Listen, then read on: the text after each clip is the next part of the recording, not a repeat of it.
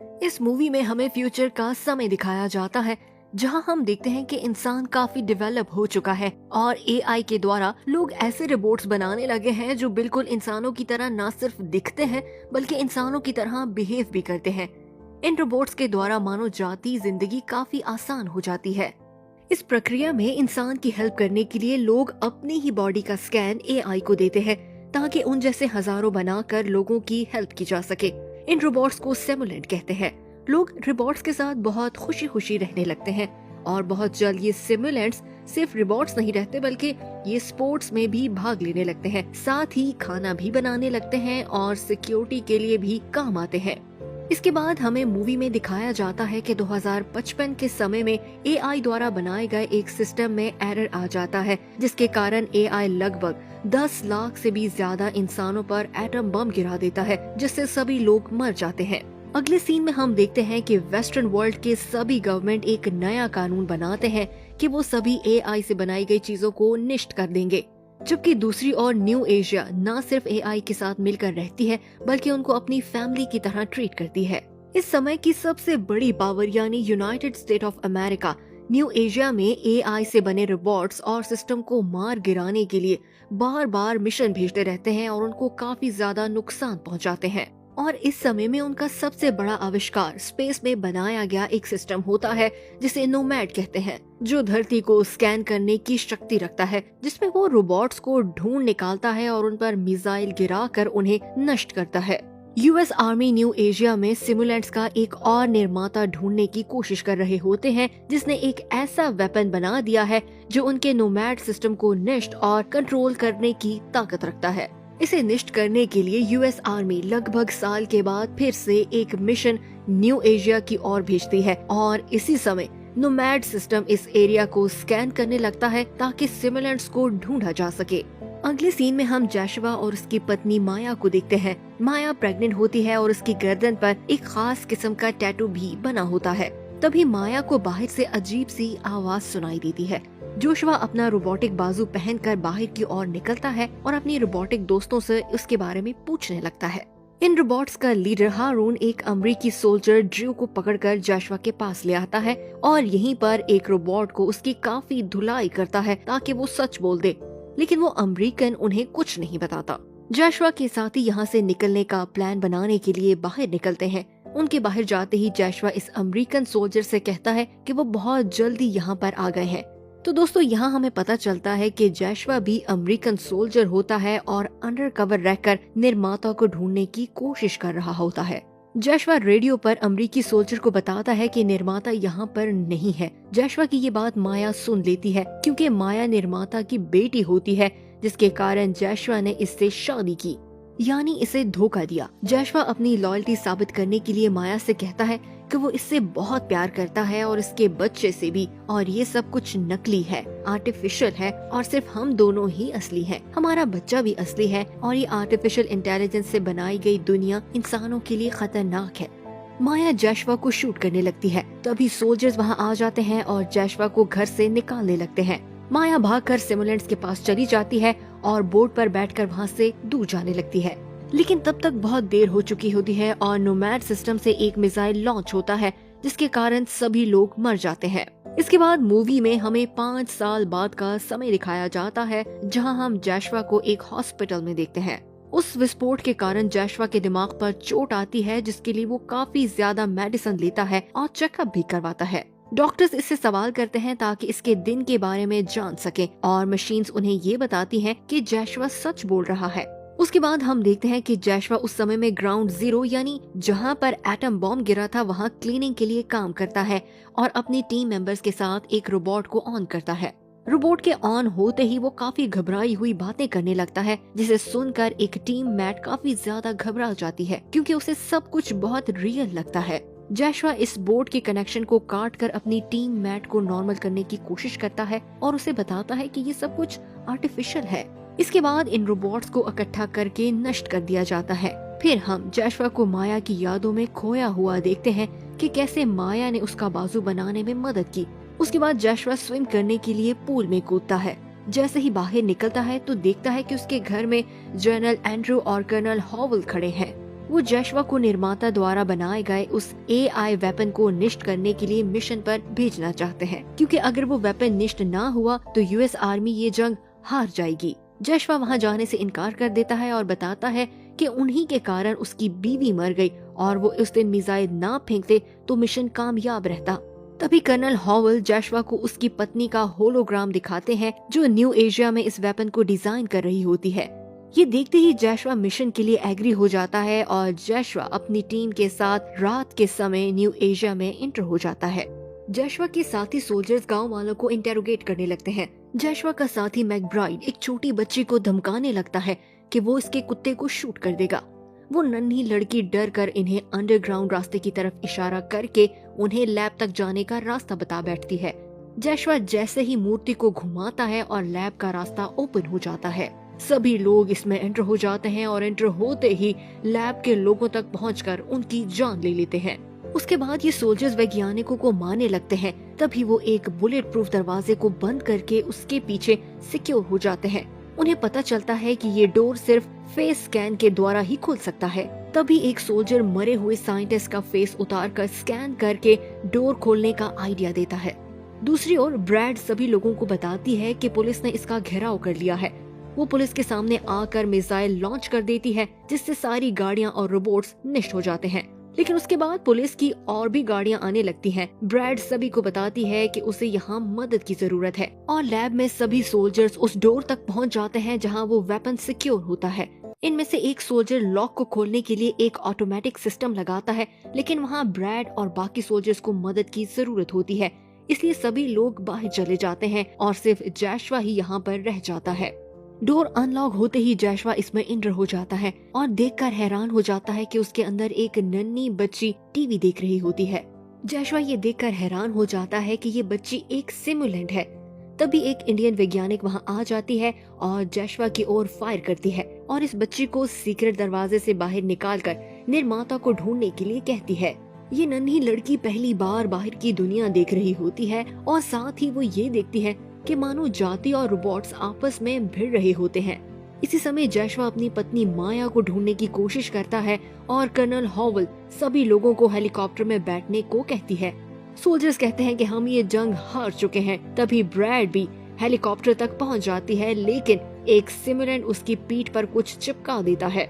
जैसे ही ब्रैड को हेलीकॉप्टर में खींचा जाता है तो सभी लोगों को पता चल जाता है कि इस पर बॉम्ब होता है, जिसके फटते ही हेलीकॉप्टर क्रैश हो जाता है। और इसी समय नोमैड सिस्टम से एक मिसाइल लॉन्च होता है, जिसके चलते ही ब्लास्ट होता है। जशवा बेहोश हो जाता है। अगले सीन में हम देखते हैं कि जशवा की आंख खुलती है तो वो खुद को एक बोट में लेटा हुआ पाता है। तभी वो देखता है कि वो रोबोट गर्ल भी वहाँ पर खड़ी होती है। इसके बाद जशवा को इसका घायल सोल्जर शिपली मिल जाता है। वो इसे एक खाली घर में ले आता है ताकि रोबोटिक पुलिस से बच पाए। तभी अचानक जशवा को पता चलता है कि वो रोबोटिक गर्ल उनका पीछा करते हुए यहाँ तक आ जाती है और टीवी देख रही होती है। जशवा टीवी ऑफ करता है, लेकिन ये लड़की अपनी शक्ति से इसे फिर ऑन कर लेती है। यहाँ पर जशवा को पता चलता है कि यही वो सुपर वेपन है। इसी समय कर्नल हॉवल रेडियो पर कम्युनिकेट करती है और जशवा कर्नल हॉवल से बात करता है और उसे बताता है कि वो वेपन यहीं पर है।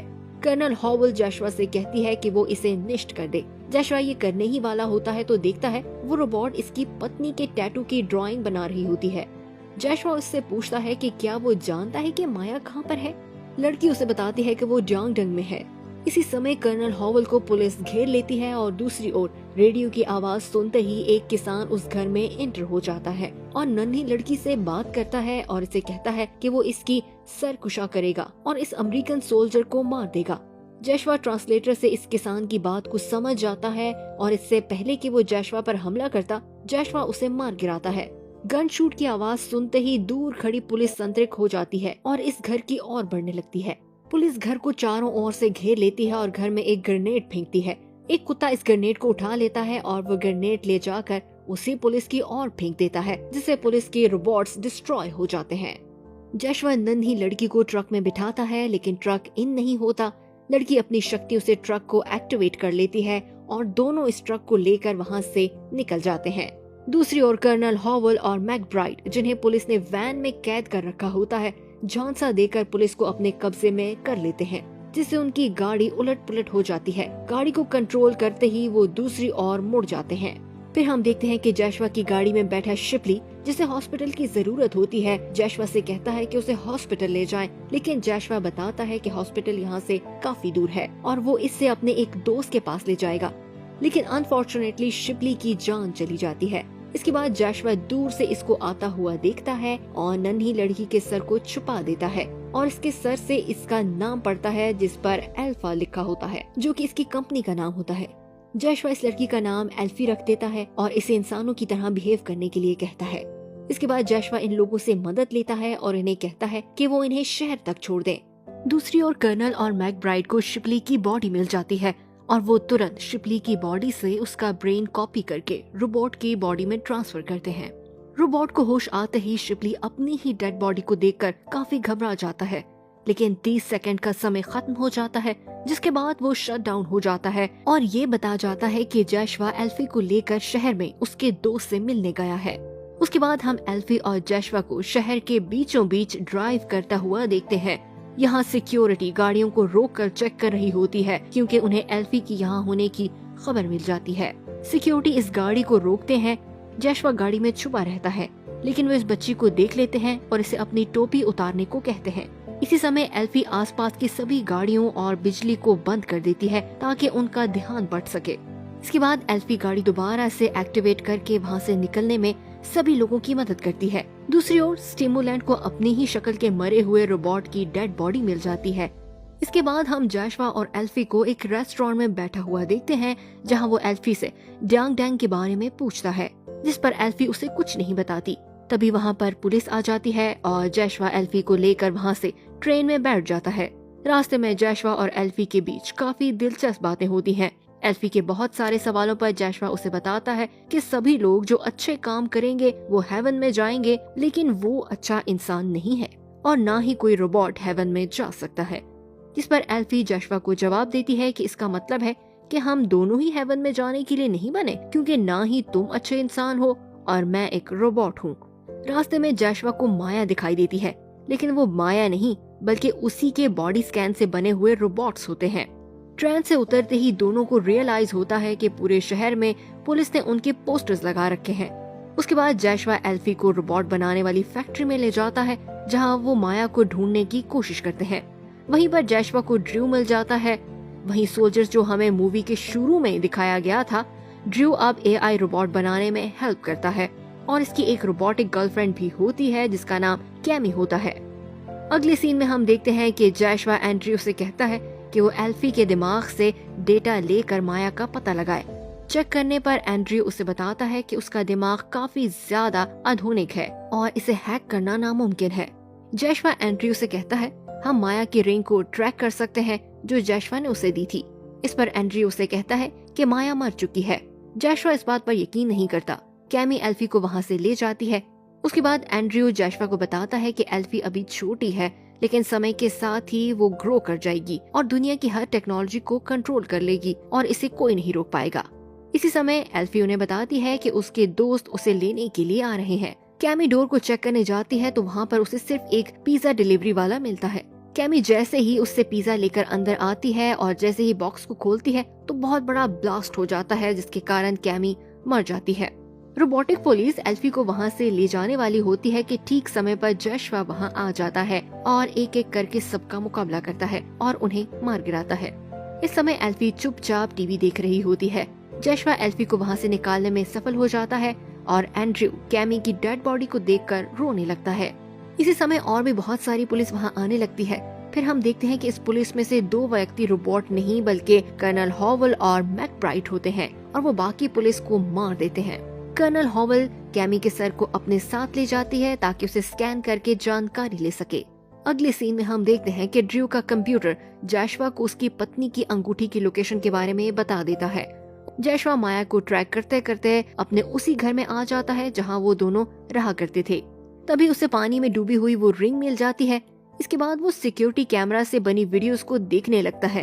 एल्फी भी उन वीडियोस को देखती है और तभी एल्फी जैशवा को बताती है कि उसके दोस्त उसे लेने के लिए दोबारा से आ रहे हैं, जिससे जैशवा काफी गुस्से में आ जाता है और एल्फी पर चिल्लाने लगता है। एल्फी जैशवा के बर्ताव को देखकर रोने लगती है और जैशवा एल्फी को रोता देख उसे गले लगा लेता है और इसे पहली दफा एक इंसान की तरह ट्रीट करता है। इसी समय ड्रू वहाँ आ जाता है और उनको पुलिस के आने के बारे में संतृप्त करता है। तभी पुलिस ड्रू की जान ले लेती है। मरने से पहले ड्रू जैशवा को ये सच्चाई बता देता है कि माया ही निर्माता है और यूएस आर्मी उस बारे में जानती थी, लेकिन उन्होंने तुमसे ये सब कुछ राज रखा क्योंकि तुम उनसे प्यार करते थे। ये बोलते ही उसकी मौत हो जाती है। फिर हम जैशवा और एल्फी को उस घर से बाहर निकलता हुआ देखते हैं, लेकिन पुलिस उसे घेर लेती है और इन सब का लीडर हारून होता है जो जैशवा को बेहोश कर देता है। इसके बाद हम देखते हैं कि जैशवा को सपने में फिर से माया दिखने लगती है और हमें वो समय दिखाया जाता है जब जैशवा माया से पहली बार मिला था। तभी जैशवा की आंख खुल जाती है और वो खुद को एक बोट के सेल में पाता है जहां हारून उसे मिलता है और उसे जंग के बारे में सच्चाई बताता है कि अमेरिका पर हमला एआई रोबोट्स की नहीं बल्कि इंसानों की गलती थी और उन्होंने अपनी गलती को छुपाने के लिए इल्जाम रोबोट्स पर लगा दिया। हारून जैशवा को ये भी बताता है कि असल निर्माता माया का पिता था, जिसके मरने के बाद माया वो निर्माता बन चुकी है और उसने उस बच्ची एल्फी को क्रिएट किया है ताकि नोमैड सिस्टम को डिस्ट्रॉय किया जा सके। इसके बाद वो बताता है कि अमेरिकन आर्मी तुम्हारा इस्तेमाल करके माया तक पहुंचना चाहते थे। हारून जैशवा को मारने ही वाला होता है कि उसे बाहर से एक आवाज सुनाई देती है। जैसे ही वो बाहर निकलकर देखता है तो उसे पता चलता है कि नोमैड सिस्टम उनकी बेस को नष्ट कर दिया है। जैशवा एल्फी से कहता है कि वो यहाँ से आजाद होने में उसकी मदद करे। एल्फी ऐसा ही करती है और जैशवा पानी में कूद जाता है। हारून पानी में गोलियां बरसाता है और उसे लगता है कि जैशवा मर चुका है और इसके बाद वो आगे की ओर बढ़ते हैं, लेकिन उन्हें ये मालूम है कि जैशवा इसी बोट के नीचे छुपा हुआ है। फिर हम देखते हैं कि बोट विलेज तक आ जाती है और जैशवा भी चुपके से सभी लोगों पर नजर रखे हुए होता है, जहां उसे पता चलता है कि इंसान और एआई मिलकर रह रहे हैं और एक दूसरे के साथ काफी खुश हैं और रोबोट्स के मरने पर लोग काफी दुखी भी नजर आते हैं। जैशवा देखता है कि रोबोट्स बच्चों को ये शिक्षा दे रहे होते हैं कि कैसे आने वाले समय में इंसान और रोबोट एक दूसरे के साथ बहुत ही प्यार और अमन से रहा करेंगे।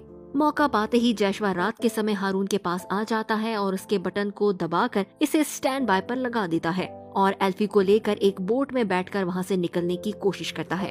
तभी अचानक सायरन बजने लगता है और सभी लोगों को पता चलता है कि यूएस आर्मी उनके गांव तक आ गई है और उन पर हमला करने वाले हैं। इसके बाद हम देखते हैं कि यूएस आर्मी बड़े बड़े टैंक्स के साथ गांव पर धावा बोल देती है और गांव के लोगों की जान देने लगती है। दोनों के बीच काफी खतरनाक मुकाबला देखने को मिलता है, जहां हम देखते हैं कि यूएस आर्मी हर तरफ तबाही मचा देती है और रोबोट्स भी काफी सारे टैंक्स को नष्ट कर देते हैं। ये देखकर एल्फी अपने लोगों की मदद करने के लिए भाग निकलती है और कर्नल हॉवल वॉकिंग बॉम्ब को ब्रिज से गांव की ओर भेजती है, जिससे काफी सारे लोगों की जान चली जाती है। कर्नल हॉवल फिर से वॉकिंग बॉम्ब को गांव की ओर भेजती है, लेकिन इस बार एल्फी इस बॉम्ब को बीच रास्ते में रोक लेती है। लेकिन बदकिस्मती से मैकब्राइड वहां आ जाता है और एल्फी को शूट करने की कोशिश करता है, जिससे एल्फी जमीन पर गिर जाती है। ठीक समय पर जैशवा आ जाता है और मैकब्राइड पर गोली चलाकर उसकी जान ले लेता है। एल्फी के बेहोश होते ही वॉकिंग बॉम्ब फिर से एक्टिवेट हो जाता है और ये देखते ही जैशवा एल्फी को लेकर ब्रिज से भागने की कोशिश करता है और तभी अचानक बॉम्ब फट जाता है। हारून एल्फी को ठीक करने के लिए मजबूर होकर जैशवा को माया की लोकेशन पर भेज देता है। हारून जैशवा को ये भी बताता है कि माया ने अपने ही एम्ब्रियो के सैंपल से इस रोबोट को बनाया। इसका मतलब ये है कि एल्फी जैशवा की उस बेटी की कॉपी है जो इस दुनिया में नहीं है। अगले सीन में हम देखते हैं कि जैशवा माया की लोकेशन पर पहुंच जाता है, जहां कुछ मॉन्क्स एक खास तरह की बिल्डिंग तक ले आते हैं। जैशवा मॉन्क से पूछता है कि क्या ये जगह ड्यांग डेंग है, जिस पर मॉन्क उसे बताता है कि ड्यांग डेंग का मतलब होता है जन्नत, यानी कि माया मर चुकी है और उसकी बॉडी को सिर्फ मशीन के द्वारा जिंदा रखा गया है, क्योंकि रोबोट्स अपने हाथों से निर्माता की जान नहीं ले सकते। एल्फी और जैशवा दोनों रोने लगते हैं और जैशवा अपने किए की माफी मांगकर मशीन को शट डाउन कर देता है, जिससे माया की बॉडी काम करना बंद कर देती है। तभी अचानक यूएस आर्मी वहां आ जाती है और इस एरिया में मौजूद सभी मॉन्क्स को मारने लगती है। फिर हम देखते हैं कि कर्नल हॉवल टेम्पल में इंटर हो जाती है और जैशवा को गन दिखाकर उसे पीछे हटने को कहती है और माया की बॉडी के करीब आकर इसके ब्रेन को स्कैन करने लगती है ताकि इसकी कॉपी बनाई जा सके। ठीक उसी समय हारून वहां आ जाता है और कर्नल हॉवल को ऐसा करने से रोकता है। कर्नल हॉवल उसकी ओर गोली चलाती है और पीछे खड़े सोल्जर्स भी ऐसा ही करते हैं, जिससे हारून जमीन पर गिर जाता है और उसके शरीर में छेद हो जाता है। तभी हमें पता चलता है कि कर्नल हॉवेल की पीठ पर भी एक बॉम्ब चिपका हुआ है। सोल्जर्स बम को उतारने की कोशिश करते हैं, लेकिन ठीक समय पर एल्फी उस बम को एक्टिवेट कर देती है, जिससे ब्लास्ट होता है और कर्नल समेत दोनों सोल्जर्स भी मर जाते हैं। किस्मत से हारून अभी भी जिंदा होता है और टेम्पल से बाहर जाते हुए वो जैशवा से कहता है कि वो नोमैड स्पेस स्टेशन को डिस्ट्रॉय कर दें। जैशवा एल्फी और माया के ब्रेन की कॉपी को लेकर वहाँ से निकलता है, लेकिन बाहर निकलते ही यूएस आर्मी उसे पकड़ लेती है और उसे एल्फी से अलग कर देती है और उन्हें प्लेन में बिठाकर वहाँ से वापस ले जाती है। यूएस आर्मी इस विलेज पर बम बरसा देती है। अगले सीन में हम जैशवा और जनरल को देखते हैं। जनरल जैशवा से कहता है कि हम एल्वी से कोई भी इंफॉर्मेशन नहीं ले पाए, इसलिए तुम अपने हाथों से इसे निष्ट कर दो। जैशवा गन लेकर एल्फी की ओर बढ़ता है और इसे निष्ट करने के लिए पहले इसके कान में ये बात कहता है कि वो शट डाउन हो जाए। एल्फी जैशवा की बात मानकर ऑफ हो जाती है और सिस्टम में ये दिखाई देता है कि एल्फी मर चुकी है, लेकिन ऐसा नहीं होता। अगले सीन में हम देखते हैं कि एल्फी की बॉडी को गाड़ी में रखकर निष्ट करने के लिए ले जाया जा रहा होता है। तभी हम देखते हैं कि एल्फी फिर से ऑन हो जाती है और अपने दोनों हाथों को जोड़ती है, जिससे गाड़ी अपना कंट्रोल खो देती है और क्रैश हो जाती है, जिसके कारण ट्रैफिक भी जाम हो जाती है और जैशवा को एल्फी को वहाँ से सर्कस निकालने के लिए समय मिल जाता है। जैशवा एल्फी की मदद से एयरपोर्ट के बोर्डिंग सिस्टम को कंट्रोल करते हुए प्लेन में बैठ जाता है, जो उन्हें नोमैड सिस्टम तक ले आता है। नोमैड में रहने वाले फोर्स को इस बात की खबर हो जाती है और वो लोगों को वहाँ से इवैक्यूएट करने लगते हैं। जैसे ही जैशवा और एल्फी वाला प्लेन नोमैड तक पहुँचता है तो वो इस प्लान को नोमैड के साथ कनेक्ट होने से रोकते हैं, लेकिन एल्फी अपनी शक्तियों का इस्तेमाल करके प्लेन को कंट्रोल करने लगती है और नोमैड सिस्टम के साथ अटैच कर देती है। अटैच होते ही नोमैड की सिक्योरिटी फोर्स प्लेन में इंटर हो जाती है, लेकिन जैशवा और एल्फी मिलकर प्लान बनाते हैं और प्लेन को डोर खोल देते हैं, जिससे वैक्यूम के कारण सभी सोल्जर्स प्लेन से गिर जाते हैं। इसके बाद एल्फी और जैशवा दोनों नोमैड में इंटर हो जाते हैं। जैशवा सिस्टम को निष्ट करने के लिए बॉम्ब लगाता है और एल्फी से कहता है कि वो मिसाइल को रोकने की कोशिश करे। नोमैड सिस्टम एक एक करके मिसाइल फेंकने लगता है, जो रोबोट्स के विलेज पर जाकर गिरते हैं। ठीक समय पर एल्फी सिस्टम के बीचों बीच आ जाती है और अपनी पावर से मिसाइल्स को रोक लेती है। उधर जैशवा टाइम बॉम्ब पर 10 मिनट का समय लगाता है। एल्फी वहाँ से निकलने की कोशिश करती है, लेकिन उसका सामना सिमुलेंट्स की बॉडी से होता है, जिसमें एक बॉडी माया जैसी दिखती है। एल्फी माया के ब्रेन की चिप इस रोबोट में इंसर्ट कर देती है, लेकिन इससे कुछ भी नहीं होता। उधर जैशवा की स्पेस सूट की ऑक्सीजन खत्म होने लगती है। ठीक समय पर एल्फी वहां पहुंचकर इसे ऑक्सीजन वाले एरिया में ले आती है और इसके बाद इस स्पेस स्टेशन से निकलने के लिए स्पेस पॉड तैयार करती है। फिर हम देखते हैं कि जनरल अपना आखिरी हथियार एक्टिवेट करता है, जो कि एक रोबोटिक ऑक्टोपस होता है। वो एल्फी को पकड़ लेता है। जैशवा सिस्टम को कंट्रोल करके एल्फी का पॉड स्कैप बंद कर देता है। बंद होने से ऑक्टोपस की टांगे कट जाती हैं। फिर वो जैशवा को पकड़ लेता है। एल्फी अपनी शक्ति से ऑक्टोपस को ऑफ कर देती है, जिसके कारण ऑक्टोपस जैशवा को छोड़ देता है। पॉड लॉक हो जाता है, जिसके कारण जैशवा अंदर नहीं आ पाता। जैशवा एल्फी से आखिरी अलविदा लेता है। एल्फी काफी इमोशनल दिखाई देती है। जैशवा इसके पॉड को लॉन्च कर देता है और पॉड सिस्टम से अलग हो जाता है। इसके बाद हम देखते हैं कि जैशवा स्पेस सूट में आखिरी सांसें ले रहा होता है। तभी उसकी नजर माया के सिमुलेंट पर पड़ती है। दोनों एक दूसरे को गले लगाते हैं और किस करते हैं। और इसी समय हम देखते हैं कि बम एक्टिवेट हो जाता है। नोमैड सिस्टम डिस्ट्रॉय होने लगता है। सभी रोबोट्स और इंसान नोमैड सिस्टम को जमीन पर गिरता हुआ देखते हैं। दूसरी ओर एल्फी का पॉड जमीन पर लैंड हो जाता है और लोग इसे बाहर निकालते हैं। आखिरी सीन में हम देखते हैं कि एल्फी क्रैश हुए स्पेस सिस्टम को देख रही होती है और इस बात के लिए खुश दिखाई देती है कि फाइनली सभी रोबोट्स आजाद हो गए हैं। यहीं पर ये मूवी एंड हो जाती है।